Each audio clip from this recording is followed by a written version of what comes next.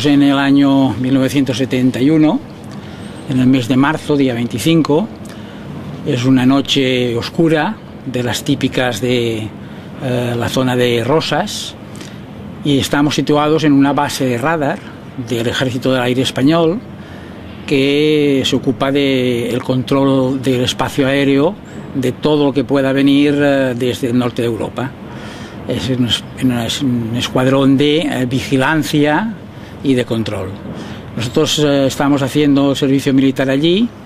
Yo estoy en un grupo de policía aérea que tenemos encomendada la misión del control de la base, de todo el perímetro. Para eso tenemos perros adiestrados que nos ayudan en la guardia y defensa, y esa noche los perros están tremendamente alterados. Los perros esta noche están ladrando y, es más, aullando, lo que no es muy normal en perros pastor alemán, que son la raza de la que se trataba. Intentamos calmarlos, pero los perros no responden a esa calma, continúan muy alterados. Y bueno, finalmente pasamos un poco de los perros, porque vemos que no vemos tampoco ningún problema que justifique eso. Nos vamos a ver la tele, vemos la serie de televisión, y los perros durante toda la película están ladrando, aullando, lo que nos hace pensar de que algún problema realmente hay. Hasta el punto de que un poco antes de que termine la serie, un compañero y yo, de los que éramos veteranos, salimos, y en esto el otro compañero veterano, tercer compañero, que estaba en la caseta de guardia, por tanto no había podido entrar en el acuartelamiento a ver la televisión, nos llama diciendo: venid, mirad lo que hay allí. Y nos encaminamos hacia el lateral de nuestra zona de estancia, y encima de las casetas de microondas vemos pasmados que hay una clásica nave platillo volante en forma de lenteja que está situado en la vertical de las antenas de microondas, a una altura relativamente cercana, lo que permite ver perfectamente la nave en nuestro espacio visual sobre unos 20 centímetros de tamaño de ancho, y desprende una fuerte luz, pero una luz muy brillante que no deslumbra para nada, no deslumbra, nos permite ver el entorno conjunto. La nave está detenida allí, parada, fija, en un tiempo que nos cuesta definir, pero al cabo de unos momentos arranca hacia nuestra derecha y hace primero una salida lenta y después un demarraje fuerte hacia el cielo, dejando una estela, y desaparece. En esto quedamos sorprendidos, nos preguntamos qué ha pasado ahí, qué es eso, pero hay algo que nos llama la atención, que es que detrás de las antenas de las casetas de las antenas de microondas hay una luz verde, hay un reflejo de color que no corresponde a una de las luces que existen en la base, que son normalmente amarillas y blancas, y que no debería estar allí esa luz, ¿no? Eso hace pensar que puede haber algo que no es normal, y entonces, ejerciendo un poco las funciones de policía aérea, que es las que nos tocaban, pues yo, como cabo habilitado que era en ese momento, ordeno a mis compañeros que vayan por los correajes, que cojan las armas reglamentarias, vamos y sacamos a uno de los perros, el líder de la manada, un perro precioso que se llamaba Fiero, y nos dirigimos hacia la caseta de microondas para ver qué pasa allí. El perro va atado en una correa que se lleva en la muñeca, y el perro va avanzando tirando de la correa hasta llegar al punto en que se superan las casetas de microondas. Lo que ocurre es que en ese momento el perro se detiene, marca en una posición en la que estaba ya adiestrado para hacerlo, señalando la presencia de algo o de alguien.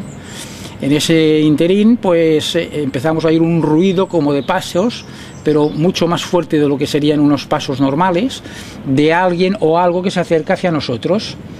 y de pronto vemos una figura humanoide de gran altura, sumido en la oscuridad, que no nos permite distinguir muchos detalles, pero sí que era humanoide y muy alto, que se va acercando hacia nosotros. Yo llamo, grito muy alto: ¿quién va?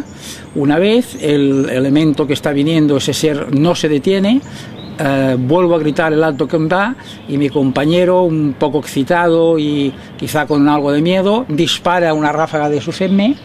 en dirección al individuo, y yo también, contagiado, disparo mi pistola reglamentaria, una Star 9 milímetros, y el ser se detiene ante estos disparos y queda parado a unos 4 o 5 metros de donde estábamos nosotros, no más. Lo que más distinguimos es quizá a la luz de los disparos.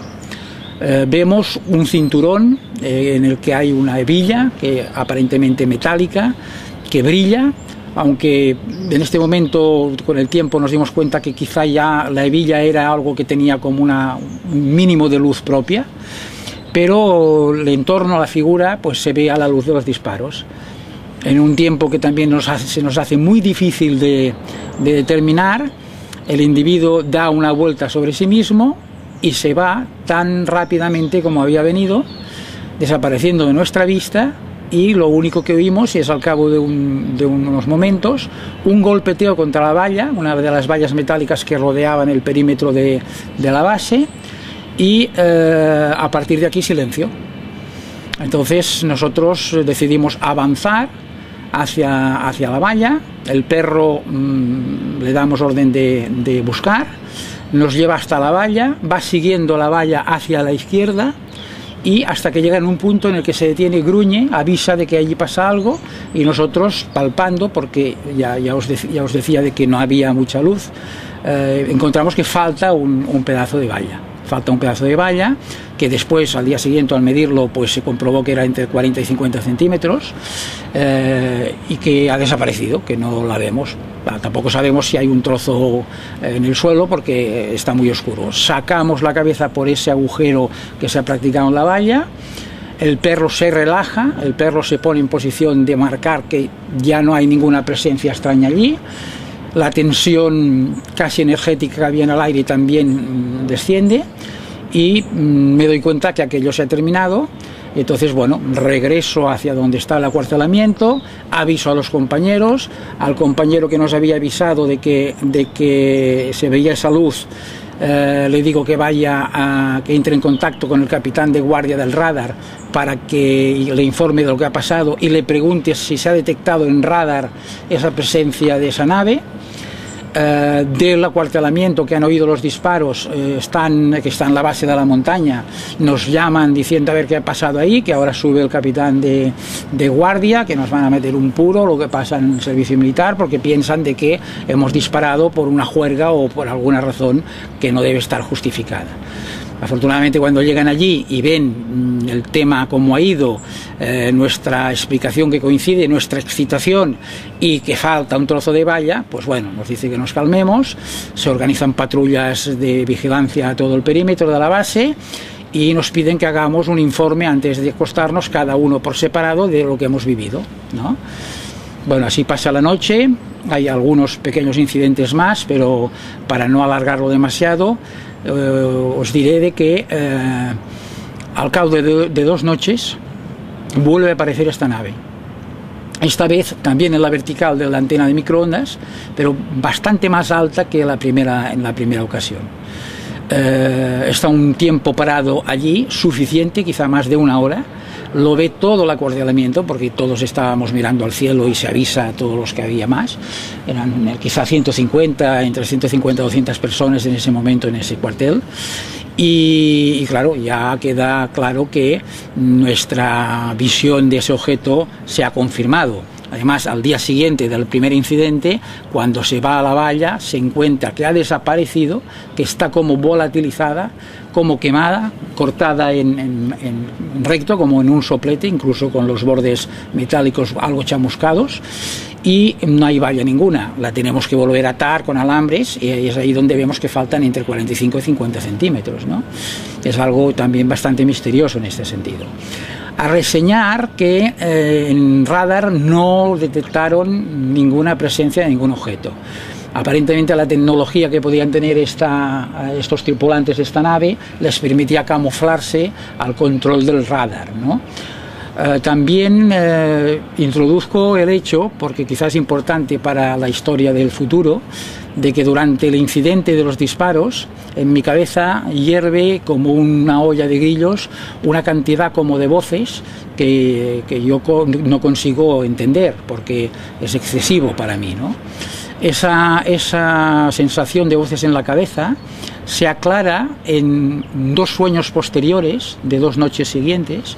en las que por fin entiendo que ese ser que había venido me estaba enviando un mensaje que comprendo perfectamente en medio de la noche al despertarme. Me digo, ahora lo entiendo, vuelvo a quedar dormido en un sopor profundo y al día siguiente recuerdo que he aclarado ese misterio de esas voces, pero no consigo recordar el contenido exacto del mensaje en sí. Como última cosa interesante a explicar del incidente del ovni de Rosas, es que al cabo de unos 20 días aparecen 3 militares americanos que vienen y nos interrogan respecto a todo lo que ha pasado. Estos militares americanos sí que saben de qué va el asunto, tienen las preguntas muy precisas, muy concretas, es como si estuviesen siguiendo un dossier de preguntas que ya las tienen establecidas de muchos casos que han investigado, y al final nos recomiendan que nos olvidemos de eso, que nos olvidemos con una insistencia que a mí me pareció extraña. Y bueno, nos dicen que bueno, tienen que hacer un reportaje nuestro de fotografías para los dossiers y nos piden que busquemos una pared blanca que esté iluminada por el sol, y allí nos fotografían de uno en grupo y con unos potentes flashes que me parecen absurdos en un día de sol y con una pared blanca de fondo, pero el resultado es de que este incidente de los americanos que han venido y que nos han dicho que nos olvidemos de todo, realmente yo lo olvido completamente, hasta el punto de que en el libro que escribí después recogiendo un poco toda la historia, no aparece el episodio de los americanos, y no es hasta hace ahora 3, casi 4 años, que con un reportaje que hicimos volviendo a la base, con uno de los 2 compañeros que vivimos todo el asunto, que recordamos los americanos, y yo quedo sorprendidísimo diciendo cómo es posible que yo me acuerde de todo nítidamente y no me haya acordado de este episodio de los americanos, que entonces sí lo recuerdo perfectamente con todo detalle. Y esta es la parte de la historia del incidente ovni en Rosas. Nos pasó y que yo realmente lo llegué a olvidar. Y el compañero que vino con nosotros, Luis, el día que hicimos el reportaje con el periodista de Año Cero, Miguel Pedrero, pues lo recordó cuando empezamos nosotros a hablar de todo el incidente, y entonces me dijo, oye, ¿no te acuerdas que vinieron unos americanos? Y entonces fue cuando a mí me hizo la luz, y entonces pues lo hablamos y bueno, pues lo acordamos perfectamente, pero lo sorprendente es de que hasta este momento lo habíamos olvidado completamente, ¿no? La realidad es de que ante una experiencia de este tipo, lo que ocurre es que se empiezan a plantearte una etapa de preguntas, ¿no? Para mí era evidente que estaban allí, que habían venido, por mucho que alguien lo cuestionase, para mí no había ninguna duda de la existencia de esa nave, de ese ser, y eso pues me hacía preguntarme, pues bueno, quién eran, de dónde venían, qué querían de nosotros, y detrás de estas preguntas trascendentes, casi vienen otras, quiero decir, más trascendentes, ¿no? Que llegas a un momento que si te cuestionas esto, también te cuestionas, pues bueno, ¿quién eres tú? ¿De dónde vienes tú y hacia dónde vas tú mismo, ¿no? Y esa es una etapa de preguntas que empezó a partir del momento de esta experiencia. Cuando terminamos el servicio militar fuimos nosotros a la caza de ovnis desesperadamente. Con mis 2 compañeros organizamos un equipo de investigación ufológica, nos equipamos con cámaras de la época, acordaros que estamos en los años 70, íbamos todavía con Fujifilm 121 DIN 100 ASAs, por tanto no nada que ver con las cámaras de electrónicas actuales. Nos equipamos con fotografías ultravioletas y tal, y después de 1 año y medio o 2 de ir a todos los sitios donde había un avistamiento, donde teníamos información, yo me di cuenta de que había conseguido muchos datos, pero nada que realmente fuese el camino para volver a encontrarme con esta experiencia que de alguna forma me quedó en la sensación de que había desaprovechado. Entonces, eso es una etapa de preguntas, y la etapa de preguntas supone que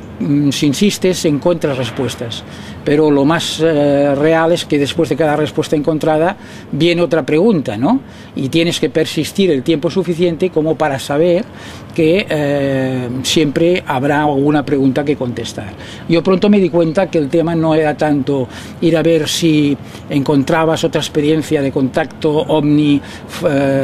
pues fortuita, sino que de lo que se trataba era de quizá crecer personalmente como ser humano, conseguir aumentar mi propio nivel de vibración, porque si esta gente tenían una tecnología y una capacidad de venir a vernos es porque tenían una vibración más alta, y entonces quizá el camino era encontrarse a uno mismo, y a partir de encontrarse a uno mismo y crecer personalmente, quizá podrías conseguir ese contacto. Y fue así que yo empecé un periplo dejé lo que era la caza de ovnis, por decirlo de alguna manera, y empecé una búsqueda más acerca de mí mismo, de mi propia realidad interior, y para eso hice un periplo de estudios a través de escuelas esotéricas distintas. Hubo una etapa en la que me entusiasmó mucho el encontrar gente que me hablaba de una realidad distinta de la que yo conocía, de cómo era realmente el ser humano. Pero eso tampoco no me llegó a culminar, a cumplir todas mis expectativas. Entonces buceé un poco en las filosofías religiosas. Mi arquetipo filosófico religioso era el cristiano, es el Cristo, pero me encontré con los lamas budistas tibetanos que me encandiló mucho su conocimiento profundo de lo que es la auténtica realidad del ser humano, los primeros que realmente me planteaban que no éramos un cuerpo físico solo, sino que teníamos 7 cuerpos principales energéticos, y empezamos a tener una visión distinta de todo esto, ¿no?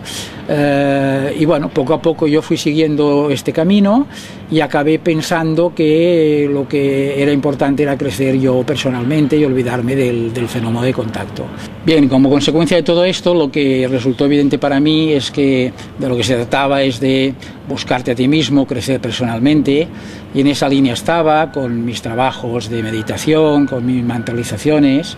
y con una vida familiar. Yo en ese momento ya me había casado, ya tenía 2 hijos, vivía en un pueblecito cercano a Barcelona, tenía un perro, cada día por la mañana salía a correr con él, y yo ya me planteaba que mi vida no era lo que tenía que ser, que realmente no había venido a vivir una vida para estar en un negocio trabajando con la familia un montón de horas para ganarme la vida, sino que la vida tenía que ser algo más. Y ya nos planteábamos con mi esposa hacer un regreso a la naturaleza, ¿no? E ir a buscar un nivel de paz y de armonía más correcto, más cotidiano.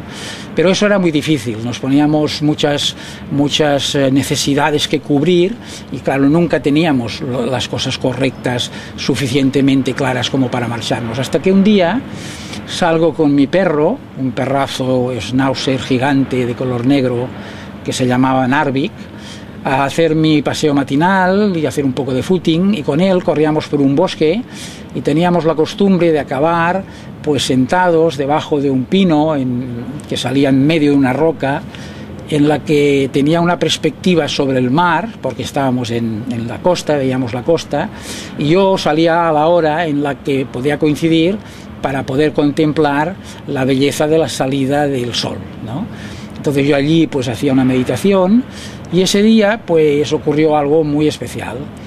Yo me había cansado bastante corriendo, me había emocionado mucho por la belleza del entorno, la magia de la salida del sol, y entré en una meditación en la que, bueno, algo me hizo viajar hacia dentro de mí mismo, encontrar dentro de mí una especie de chispa de luz. Luego sentí una fuerza que me proyectó hacia el exterior, hacia el infinito, hacia ese espacio donde salía el sol, casi fundiéndome con él, y se produjo una experiencia en la que yo me disolví un poco en el todo y dejé de ser yo para ser un poco todo mi entorno, fundirme con mi perro, con la roca, con el pino, con la naturaleza, el agua, el mar. Y para mí fue una experiencia que me descubrió que yo también era luz, que todos somos luz realmente. Y a partir de ese momento yo supe, cuando asumí esto auténticamente, que quizá lo sabía, pero era solo intelectualmente, cuando yo asumí esto me di cuenta de que yo podía hacer cualquier cosa que me propusiese. Y cuando llegué a casa le dije a mi esposa, nos preparamos y nos vamos al Pirineo y nos vamos a vivir una vida de regreso a la naturaleza, y creo que esto es lo que tenemos que hacer. Y ante los peros y pros y contras que habíamos hablado muchas veces, le dijo, no te preocupes de nada, que cualquier cosa la sacaremos adelante. Y así fue que antes de un mes estábamos situados en un pequeño pueblo en el Pirineo de Lérida, pueblo que habíamos encontrado después de todos unos procesos realmente de causalidades, ¿no?,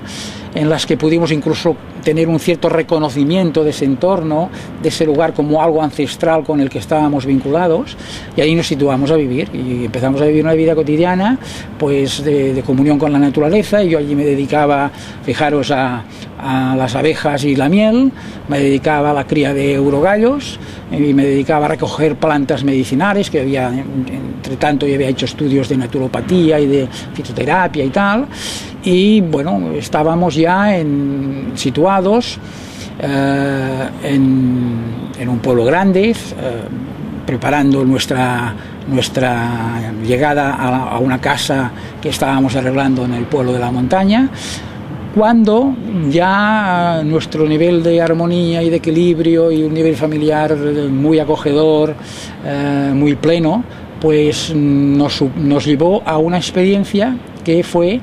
la experiencia de mi primer contacto realmente concertado con seres de luz que no dejaban de ser los mismos con los que tuve el primer encuentro en el servicio militar.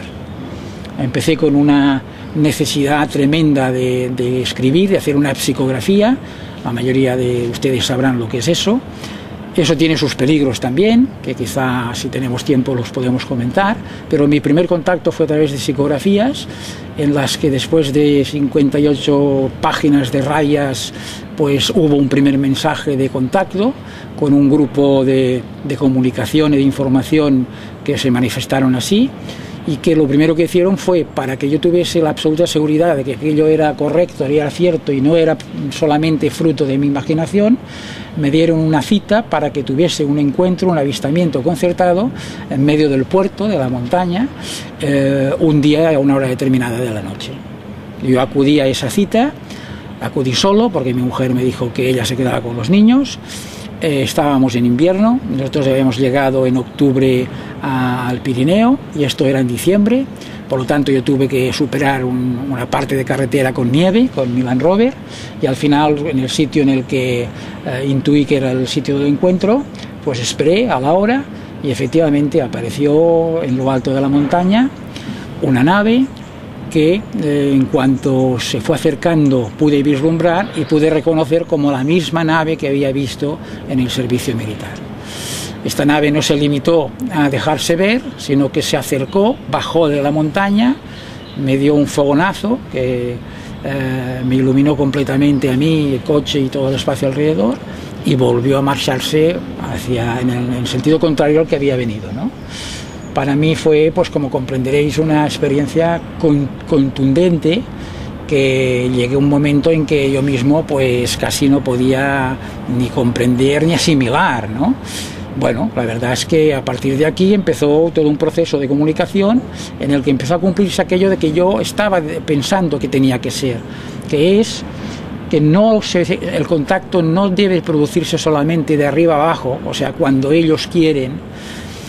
sino que también tiene que ser posible de abajo arriba cuando tú lo buscas, si realmente eres capaz de alzar la mano y acercarte hasta que te la puedan dar, ¿no? Y con esta metáfora me refiero a aumentar mi propio nivel de vibración para llegar un poco más a la vibración de estos seres, que es de unas frecuencias más elevadas que las nuestras. Bueno, podéis imaginaros, después de esta experiencia, el empuje, la fuerza que coges ante lo que sería este contacto, y sobre todo hubo una etapa muy densa, muy completa de información, de trasvase de información, primero a través de un grupo que se llamaba Common, que eran 3 seres que realmente te hablaban de diferentes cosas, bueno, poco a poco hubo pautas de confirmación, hasta que no eran otra cosa que avistamientos, ¿no?, concertados, aunque no se prodigaban mucho, hasta que hubo un momento en que entramos un poco en una ceremonia de la confusión. Es lo que os comentaba del peligro de las psicografías. Eso fue un problema que me hizo perderme un poquito, porque cuando haces psicografías, tu propia mente interfiere en el contacto e intenta desacreditarlo, este contacto. Intenta que tú pues pierdas confianza. ¿Y cómo lo hace? Pues bueno, interfiriendo en lo que es la comunicación en sí, dando citas que son falsas, que después no funcionan, hasta que entras en una ceremonia de confusión tremenda. Y yo pues me pasó, tengo que confesarlo, y hasta que me di cuenta, afortunadamente, un poco por mi esposa, que me permitía contrastar un poco todas estas experiencias, y también por todas las vivencias que tuve pues cuando estuve investigando en las escuelas con las filosofías religiosas, etcétera, ¿no? Y entonces paré, dejé de contactar, me di cuenta que había perdido el control, que había perdido el contacto tal como tenía que ser. Me recriminé a mí mismo haber caído en esto y haber perdido este hilo. Y pues volví a mi meditación, a mi trabajo normal con las abejas, la granja, la familia, etcétera, etcétera. Hasta que pasó un tiempo, y al cabo de un tiempo, en una nueva experiencia que tuve, que realmente era una experiencia más consecuencia de una meditación, entonces volví a retomar el contacto. Y fue una experiencia que también está bien narrada en el libro, donde he recogido un poquito la historia, que se dio pues en medio del puerto durante una nevada de estas que se llaman nevadas sordas, en las que cae la nieve pero no hay viento, en la que yo pues había encontrado en medio de la montaña un árbol, que era un abeto en este caso, que venía a sustituir el árbol, el pino del que os he hablado al principio, y yo buscaba el cobijo de las ramas de ese abeto, y debajo de ellas pues me situaba y hacía mi meditación. Y también ocurrió que en una de estas meditaciones, en una situación de vacuidad sensorial, porque la nieve lo que hace que te sume en un aislamiento total, no hay ruido, no hay viento, la nieve hace casi como una caja de Porexpan que te evita del sonido exterior, y estás en una campana de aislamiento sensorial. Y entonces, bueno, también tuve una salida, una proyección hacia afuera, y lo que ocurrió fue que pude verme a mí mismo en el árbol. Y entonces oí una voz que me decía: observa y fíjate bien, porque esto que vas a ver es importante. Y ahí lo que ocurrió fue que yo empecé a tener una experiencia en la que se iluminaron mis chakras fundamentales, el mental, el cordial, el vital, se creó como un eje de conexión, y así surgió la técnica de la meditación de conexión cielo-tierra. Y se me dijo de que para poder hacer esta conexión limpia y sin problemas se tenían que establecer una serie de elementos de control, tanto en la conexión hacia la tierra como en la conexión hacia el cielo, por decirlo de alguna manera, ¿no? Protegiendo esa campana, y se me dio unas coordenadas de contacto, como el que te da el dial de una emisora de radio, para que pudieses centrar perfectamente el canal de conexión, para que no hubiese ni interferencias ni problemas de ningún tipo. Y fue así que volví a recuperar esa posibilidad del contacto. Volvió a establecerse un contacto que era pausado, tranquilo, que solo se daba cuando había 3 veces muy claro una señal que se me había advertido de que yo percibiría. Y dentro de ese sosiego pues pude volver a recuperar mi experiencia de contacto, que volvió a ser rica en experiencias, en avistamientos, en los que pudo participar incluso pequeños grupos de personas, mi familia, etcétera. Hubo en esa etapa un viaje en barco con 7 compañeros a través del Atlántico y del Pacífico, que nos llevó hasta Perú. En Perú hubo un encuentro con un grupo de personas muy evolucionadas que nos tenían que dar mucha información, con las que yo viví unas experiencias muy importantes para mí, hasta que hubo un regreso al Pirineo, y estuvimos de nuevo en un estándar de vida, de armonía y de paz durante un tiempo, hasta de que volvimos a tener una cierta dificultad con la casa que estábamos construyendo, que nos obligó a provisionar más capacidad económica para poder seguir adelante con esa construcción. Y eso fue algo que fue un problema, porque nos obligó a dejar el proyecto Pirineo para regresar a la zona habitual nuestra, que era cerca de Barcelona, puramente por una necesidad material, ¿no? Y eso a mí me sumió en una cierta insatisfacción de vida, hasta que después de todo un tiempo en el que yo, con mucho trabajo y con renuncia de la armonía y de la tranquilidad que tenía con mi familia, pude volver a recuperarme, y en un momento determinado volví. Me había alejado de mi contacto con todo esto, porque al perder la armonía que permitía una vibración más alta, que era la que permitía el contacto, al perder esta armonía, pues el contacto se aleja de ti, ¿no?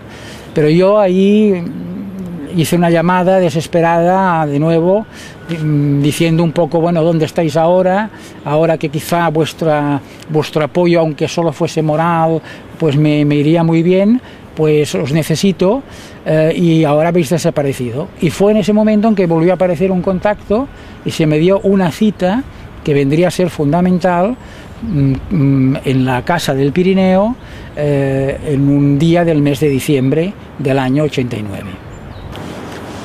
Bueno, pues llegó el momento culminante de 20 años de experiencias.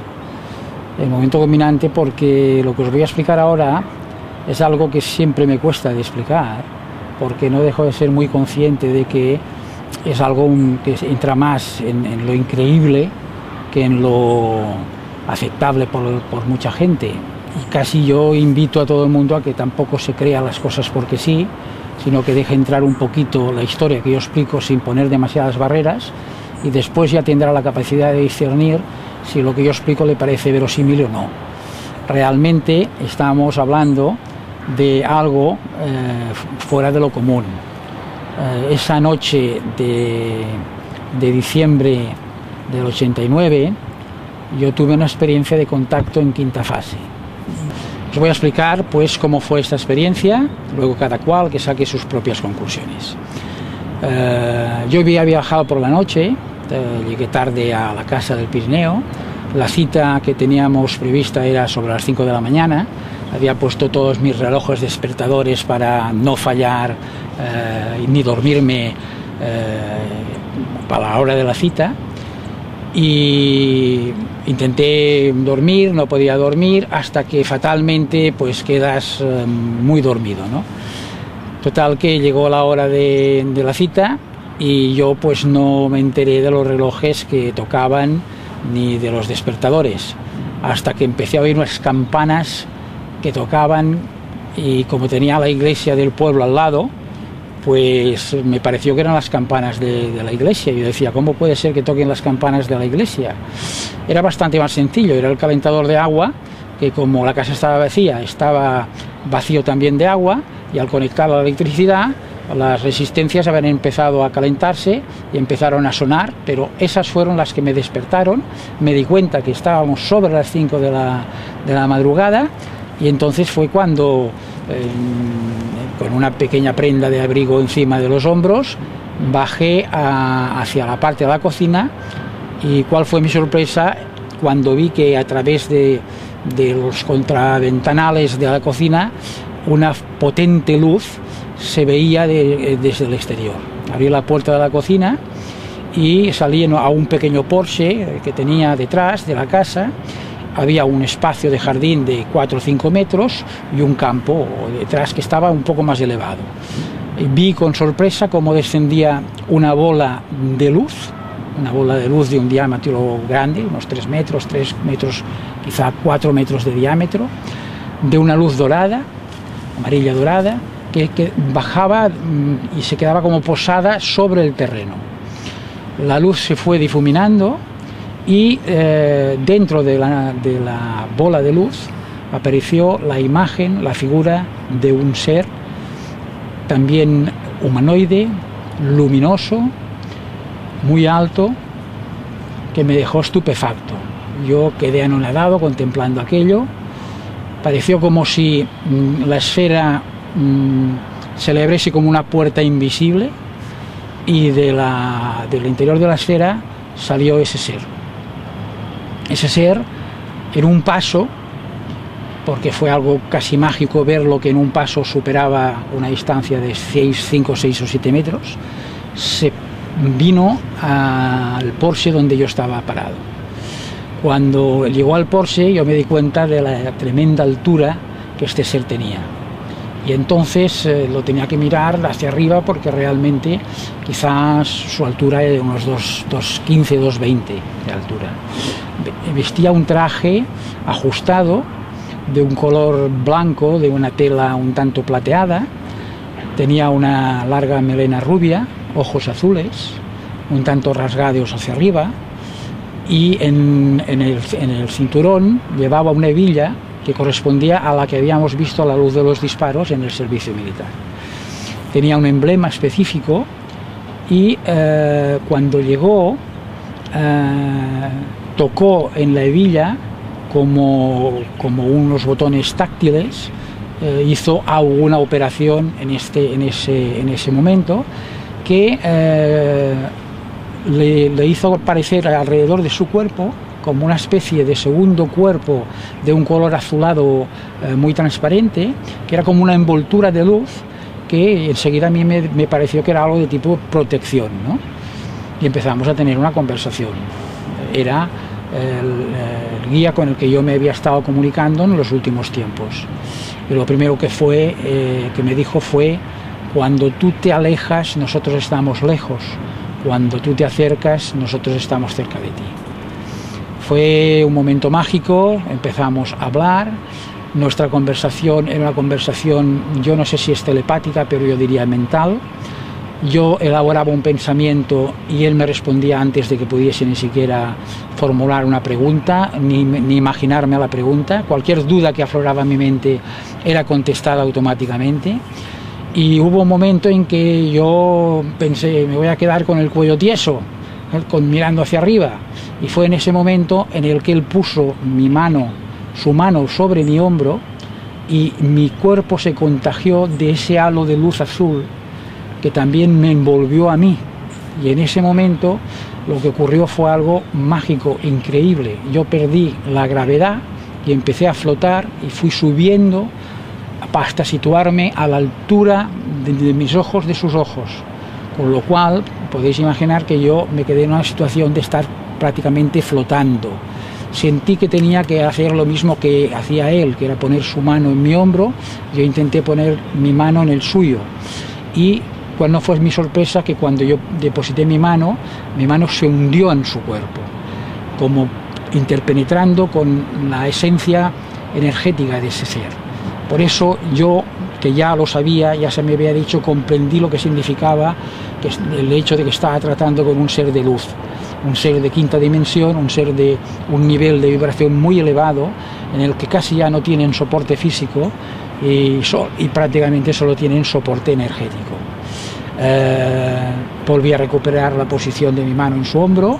y a partir de aquí hubo una conversación que fue una conversación muy larga, que aclaró muchas de mis preguntas y de mis dudas.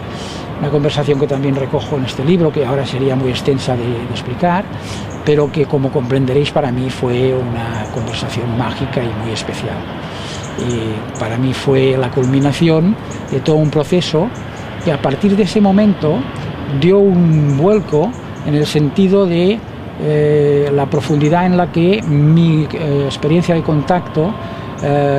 fue tomando, el rumbo que fue tomando, se transformó a un contacto mucho más interno, a un contacto mucho más de comunicación que de avistamientos. Para mí desapareció la ansiedad, completamente la ansiedad del contacto ufológico.